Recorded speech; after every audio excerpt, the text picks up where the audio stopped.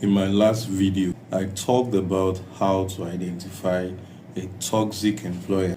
So if you haven't watched that video, go to my YouTube channel to learn the signs of a toxic workplace. However, in this video, I'll be explaining how to leave a toxic job the right way without ruining your career. Number one, be sure that the environment that you are in is toxic and not just a place that is uncomfortable, because every job has its stressful days and that's a normal thing. But a toxic job destroys your well-being repeatedly and it doesn't offer growth. For instance, let's say you're a customer service person and your manager increases targets every quarter and he even expects you to handle difficult customers and gives you feedback when you make mistakes. That job can be likened to be a stressful one, but it's not toxic. That job is only challenging you to perform. But if that same manager constantly shouts at you, insults you in front of others, and even threatens your job daily, sometimes that manager could even ignore your off days and blame you for things outside of your control, then that's not stress. That's a toxic workplace. Stress pushes you to grow, but a toxic workplace breaks you down. So you need to know the difference, because confusing the two can either keep you stuck or make you quit too early. Number two, start documenting quietly. Once you are sure that your workplace is toxic, you need to start documenting things.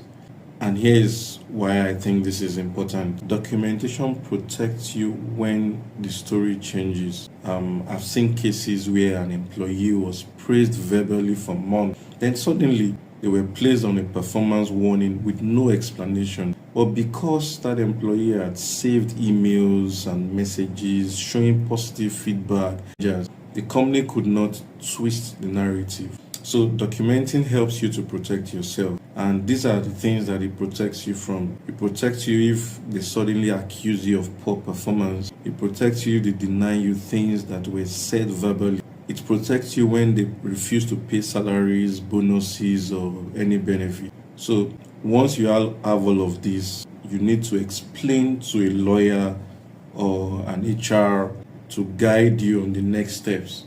And the things that you can save is emails, WhatsApp messages, Teams messages, Google messages, Google Meet messages, performance reviews, work schedules, and even unreasonable demands from your manager. Documenting does not mean that you want to cause trouble. You are documenting so that trouble doesn't swallow you. I hope you know this and know peace. Number three, don't resign emotionally. It's possible that you are extremely angry or unhappy about the way you are being treated. But never resign at your emotional peak. And this is why. When you resign emotionally, you lose control of the narrative. I've seen someone resign immediately after a heated meeting with their manager. They send an angry message, they refuse to even serve their notice period, and the same person blocked his manager. Months later, when a recruiter called that company for to do a background check, the story that was told was very different from the truth. So resigning emotionally feels good for that same day when you have that argument, but it can cost you opportunities for years, because anger makes your exit messy, but when you strategize and you are calm, you come out clean and you leave on a clean slate. Number four, prepare your next step before you resign. If you have found that the place is toxic, living without a plan replaces one problem with another. I know someone who resigned from a toxic job without savings, no job offer. 2 months later, financial pressure pushed them into an even worse role simply because they needed money urgently. So when you plan your exit, have savings, try to get another job, or you could even get a temporary income that you can manage, so that when you leave with confidence and not fear. Number five, resign professionally. Even if the company wasn't professional to you, resign professionally. I know this part is hard, but it is critical. I know a former employee who left politely. He served his usual notice period and avoided conflict. A year later, the same manager that they disliked became a good reference that helped them to land and even a better role elsewhere. So, what you are doing is you are resigning professionally for yourself and not for them. So, let your resignation become a simple letter of a brief thank you. Thank you for the opportunity to work here. Bye. You don't have to make it too long. Don't vent. Don't threaten. A simple goodbye is good. Number 6, don't badmouth the company publicly.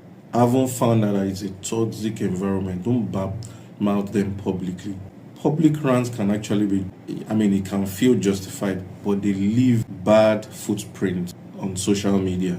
A recruiter once said, if a candidate can drag their former employer online, then they can surely do the same thing to his own company. So because of that, he will not employ such candidate. It's tempting to expose everything online, but it can backfire. I have seen recruiters quietly disqualify candidates because of angry posts about their past employers. People remember how you live, not how badly you were treated. I hope you know this and know peace. Number 7, before you take on the next job, reflect on what happened. Before jumping into the next job, just pause and reflect. I know someone who left a toxic company, but he ignored the red flags during the interview at the next one, and they ended up in the same situation 6 months later. So you need to pause and reflect. Ask yourself this question: what did I tolerate that I shouldn't tolerate again? What red flags will I never ignore? Once you pause and reflect on these, you avoid repeating the same mistakes when you get to a new company. Finally, write your exit plan, your finances, your timeline, your next move. Prepare them, and the things that are non-negotiable, write them out. When you exit with strategy, you protect your peace, your reputation, and your career. I can't wait to congratulate you on getting a good job. And I hope you subscribe to my YouTube channel to get more career tips so that you can make the best decisions in your journey.